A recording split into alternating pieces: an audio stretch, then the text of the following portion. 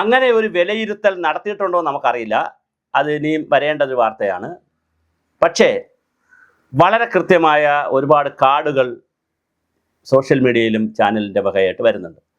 അതിൽ ഞാൻ ശ്രദ്ധിച്ച ഒരു കാർഡ്, 10ഓളം മണ്ഡലങ്ങളിൽ ജയിക്കാൻ സാധ്യതയുണ്ടായെങ്കിലും അവിടെ വേണ്ടത്ര ക്രിസ്ത്യൻ ഔട്ട്റീച്ച് പരിപാടികൾ നടത്താൻ കഴിഞ്ഞിട്ടില്ലെന്നും അതുപോലെ തന്നെ വിശ്വാസത്തെ കൂടുതൽ മുറുകെ പിടിച്ചുകൊണ്ടുള്ള ഒരു ക്യാമ്പയിനിലേക്ക് പോകാനും രാജീവ് ചന്ദ്രശേഖർ കഴിഞ്ഞിട്ടില്ല. അതുകൊണ്ട് സീനിയർ നേതാക്കളൊക്കെ രാജീവ് ചന്ദ്രശേഖരനെതിരെ തിരിയുന്നു. ഇത് പലപ്പോഴും പഞ്ചായത്ത് തെരഞ്ഞെടുപ്പിനും പറഞ്ഞതാണ്. പക്ഷേ അങ്ങനെ തിരിയുന്നു എന്ന് പറഞ്ഞുകൊണ്ടുള്ള ഒരു വാർത്ത വന്നിട്ടുണ്ട്.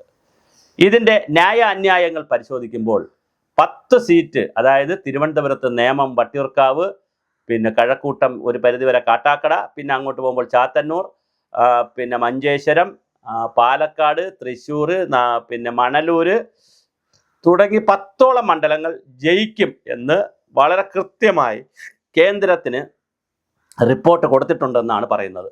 അങ്ങനെ കൊടുത്തിട്ടുണ്ടെങ്കിൽ ആ റിപ്പോർട്ടൊരു അധികപ്പറ്റായ റിപ്പോർട്ടാണ്, ഒരു ബോഗസ് റിപ്പോർട്ടാണ്.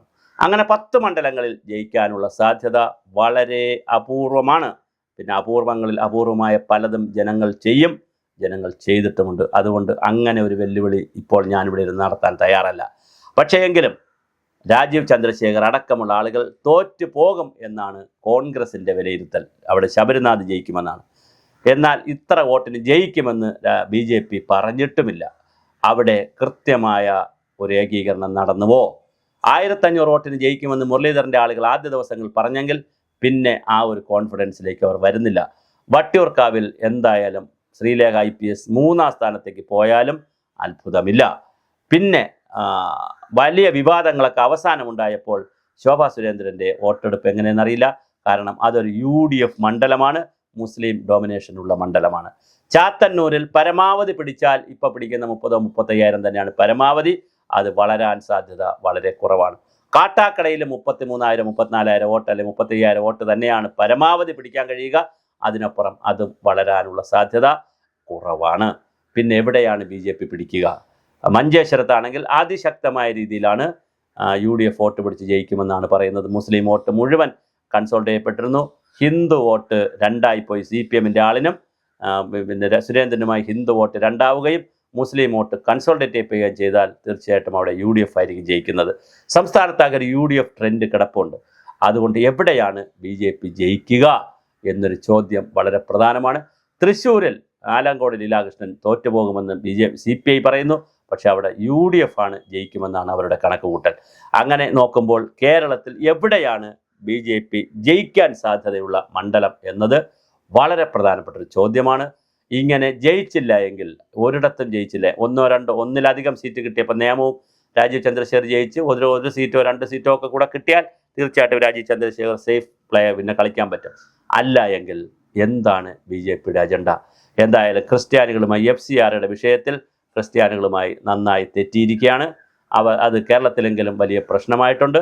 ദീപിക പത്രവും ഷോൺ ജോർജും PC ജോർജും എല്ലാം ആകെ അലക്കുലുക്കായിട്ടുണ്ട്. അതിൽ കൃത്യമായ നിലപാടെടുത്ത് മുന്നോട്ട് പോകാൻ BJPക്ക് കഴിയുന്നില്ല. ഒരു വശത്ത് ക്രിസ്തീയ ആളുകളെ പ്രീണിപ്പിക്കാൻ വേണ്ടി BJP നല്ല സ്റ്റെപ്പ് എടുക്കുമ്പോൾ ഇപ്പുറത്ത് സംഘപരിവാർ മേഖലകളിൽ നിന്നും TP സെൻകുമാറിനെ പോലുള്ള ആളുകളും ഹിന്ദു ഐക്യവേദിയും പിന്നെ വിശ്വ ഹിന്ദു പരിഷത്തുമൊക്കെ കൊണ്ടുചാടും. ഇത് രാജീവ് ചന്ദ്രശേഖർ എന്തിനാണ് ക്രിസ്ത്യാനികളെ പ്രീണിപ്പിക്കുന്നു എന്ന് പറഞ്ഞ് കൊണ്ടുചാടും. അപ്പോൾ വലിയൊരു ബാലൻസാണ് പ്രശ്നമാണ്. ഒരു വശത്ത് ക്രിസ്ത്യാനികളുടെ വോട്ട് കിട്ടണം, ക്രിസ്ത്യൻ ഔട്ട്റീച്ച് പോലുള്ള കാര്യങ്ങൾ കൊണ്ടുവന്നു, വിശ്വാസത്തെ കൃത്യമായി പിന്നെ ചെയ്യാൻ പറ്റിയില്ല എന്നുള്ള ആക്ഷേപം കിടക്കുമ്പോൾ രാജീവ് ചന്ദ്രശേഖരനെ പോലുള്ള ഒരാൾ ഒരു ചെകുത്താനും കടലിനുമിടയിലുള്ള ഒരു പ്രസിഡന്റ് പോലെ പ്രവർത്തിക്കേണ്ടി വരും. അത് ഞാൻ ഈ പറഞ്ഞ പോലെ 10 സീറ്റ് എന്ന് പറഞ്ഞ് കേന്ദ്രത്തിന് റിപ്പോർട്ട് കൊടുത്തിട്ട് അതിനോട് അടുത്തെങ്കിലും എത്തിയില്ലെങ്കിൽ, ഒരു 4-5 സീറ്റെങ്കിലും എത്തിയില്ലെങ്കിൽ കേരളത്തിൽ BJP ഇനി എങ്ങോട്ടാണ്?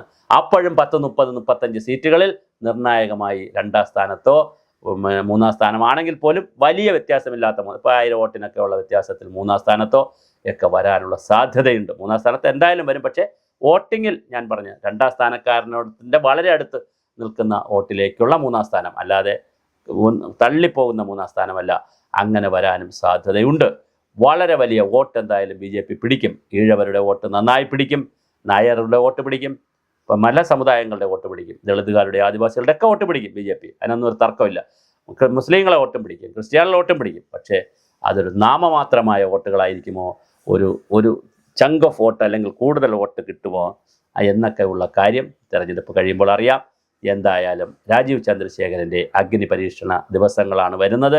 10 സീറ്റ് കിട്ടിയില്ലെങ്കിൽ കേന്ദ്രത്തോട് എന്ത് പറയും? ഒന്നാമത്തെ ചോദ്യം. രണ്ടാമത്തെ ചോദ്യം, കേരളത്തിൽ സ്ഥാനാർത്ഥി നിർണയമാകട്ടെ.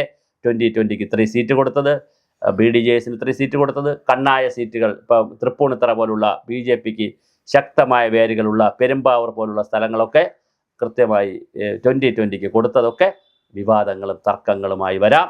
അങ്ങനെയാണെങ്കിൽ രാജീവ് ചന്ദ്രശേഖരൻ്റെ BP വീണ്ടും കൂടാം. അല്ലെങ്കിൽ വീണ്ടും അവരുടെ പഴയ സ്വഭാവം, അവർ ആപത്ത് വരുമ്പോൾ തമ്മിലടിക്കുകയും കുറ്റപ്പെടുത്തുകയൊക്കെ ചെയ്യുന്ന രീതിയുണ്ട്. മറ്റ് പാർട്ടികളല്ല, സാധാരണ CPMലൊക്കെ ആപത്ത് വന്നാൽ അവർ ഒന്നിച്ചു നിൽക്കും. BJPയിൽ ആപത്ത് വന്നാൽ അവർ തള്ളിക്കളയുന്ന ഒരു ശൈലിയുണ്ട്.